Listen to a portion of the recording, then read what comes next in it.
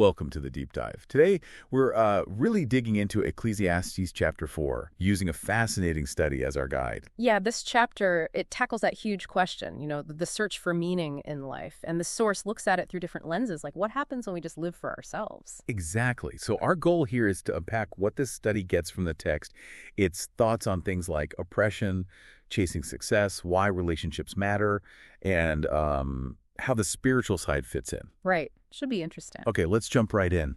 The study kicks off by looking at this really stark image in the text, oppression happening under the sun. Mm-hmm. It highlights the tears of the oppressed, and importantly, it points out they have no one to comfort them. While the oppressors hold all the power. It's a bleak setup. It really is. And what this interpretation stresses is how this ties into that bigger Ecclesiastes theme, the emptiness of chasing purely earthly things if you ignore the spiritual dimension. So the argument is Right. that focusing only on wealth and power naturally leads to oppression. That's what the study suggests, yeah. When groups or even governments make that the main goal, the less powerful get squeezed out. And then, crucially, if people look to those same earthly powers for comfort, well, the source says they won't find it there. That's quite a statement, isn't it? That true comfort, according to this reading, comes from God, not human systems. Right. And it puts a lot of weight from this perspective on the church's role. The study argues the church should be the primary source of that comfort, especially for, the poor and oppressed. Which feels like a significant responsibility. It is. And the study actually expresses some concern here. It sees, or thinks it sees, a trend where maybe parts of the church have stepped back from that, trying to, delegate it to the government or other groups. Which raises big questions about where real help comes from, according to this source. Exactly. So faced with this harsh picture of oppression, the text, through Solomon, gets really dark. The study points out he actually considers the dead happier than the living. Because they're free from the suffering. Right.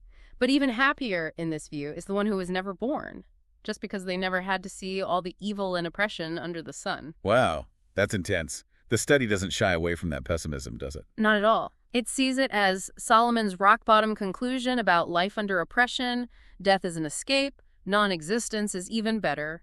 And, it draws a line to feelings people might have today. That sense of despair isn't just ancient history. And this source seems to imply things could get even worse. Yeah. Not exactly sugarcoating it. No, it definitely suggests that possibility based on the text's trajectory. And in light of that, it proposes two main responses drawn from its reading. Okay, what are they? First, a call for the church to get back to basics, practical service, caring for people like the early Jesus followers did. Mm-hmm. And second, emphasizing the need for what it calls God's people to share the gospel. So temporary fixes aren't enough. You need the spiritual dimension too. That's the core message here, yeah. Just focusing on physical needs without the spiritual aspect is, ultimately pointless, echoing Solomon's other observations. After that, look at the big picture, oppression and all that. The study shifts focus in a really interesting way. It goes from systems down to the individual. Looking at people just living for themselves. And it brings up this idea that a lot of what drives people, especially at work, is actually envy, rivalry, trying to keep up with the Joneses, basically. And the text, or at least this interpretation of it, calls that futility too. Feeding on wind is the phrase used. It's like chasing riches is this endless race, right? There's always someone with more. Always another target. Exactly. And from this viewpoint, unless you have what the source calls that restored relationship with God, your heart just can't be truly satisfied by stuff or achievements. It draws a sharp contrast, though, between the lazy person who wastes away. Eats their own flesh is the text's graphic term. Right. Between that person and the one constantly driven by envy to get more. And the study pulls a kind of wisdom out of this contrast. It suggests the text favors a balance. Better to work steadily, find some peace with what you have. Then be consumed by laziness or that relentless envy-fueled chase. Precisely. Finding contentment. It even mentions the Apostle Paul as an example of that mindset. Okay, so then the text highlights another scenario it calls pointless or meaningless. Yeah, the person who works like crazy maybe gets really rich, but is completely alone, no one to share it with. That's presented as deeply unsatisfying. Absolutely. The study links it back to that Genesis idea, man was not created to be alone. Just piling up wealth means nothing, ultimately, if there's no connection, no relationship. Which leads us perfectly into probably one of the most famous bits of this chapter. Two are better than one. Right. And the text gives these really practical, down-to-earth reasons why. Working together gets more done. If one falls, the other helps them up. Highlighting how vulnerable you are alone. Exactly. Two keep each other warm. Two can defend themselves better against an attacker. It's all about the tangible benefits of having someone alongside you. But then it shifts slightly, doesn't it? It doesn't just stop at two. It builds to this final image, the three-stranded cord. Ah, yes. And this is where the study really brings in its central interpretation. All the examples before were pairs, two people. But the conclusion mentions three. So it's the third strand, according to this source. The study finds the clue back in Genesis 2, with woman being created as a partner for man, meant to work together with purpose. The crucial third accord, the one that gives the bond real strength and meaning in this view, is God. Okay, so the argument is, a man and woman working together with God is the setup for a life with real, lasting meaning. That's what sets it apart from all the feudal stuff mentioned earlier. That's exactly the conclusion this study draws. The three-stranded cord isn't just about strong human bonds, it's specifically about human bonds centered on and aligned with God's purpose, as this source sees it. That's presented as the antidote to meaninglessness. You know, talking about all this, the challenges, the search for meaning, the need for comfort and connection, it really makes you think about efforts happening right now that try to address these things. It does, like the work Enduring Freedom Ministries, EFM, is doing. You mentioned the church's role in practical care earlier. Well, their focus on things like food pantries. Right, they're aiming to set one up in Jerusalem, I believe. Yeah, and that kind of practical help for the poor really echoes the responsibility the study sees highlighted in the text. Yeah.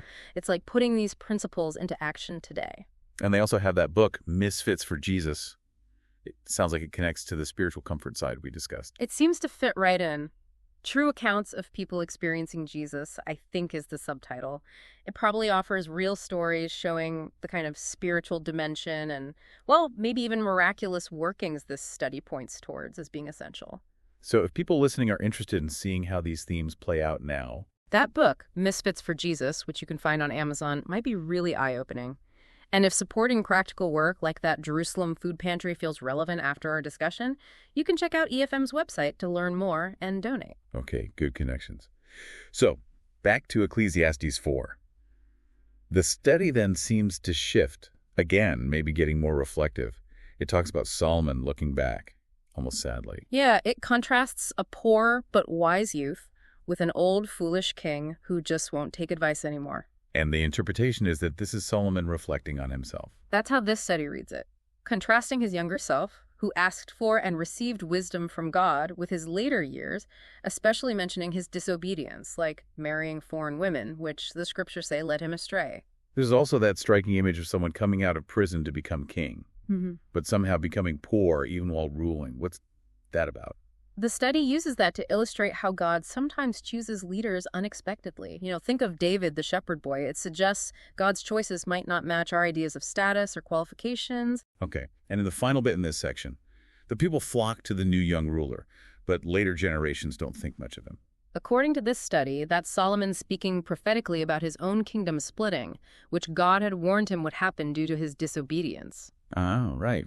And the study draws a modern parallel here, how people work so hard to build things, empires or fortunes, to leave to their kids. Only for it to be often wasted or lost by the next generation. Exactly. So all that effort, building a kingdom or a business legacy, can end up being just as fleeting, just chasing the wind again.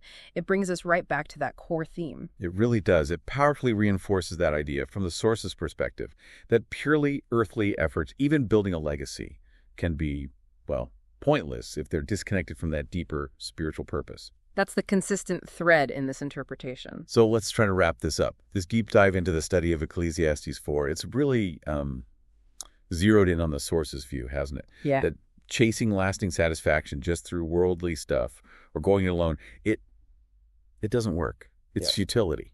Yeah, chasing the wind. But it also really powerfully highlights how much we need connection, companionship.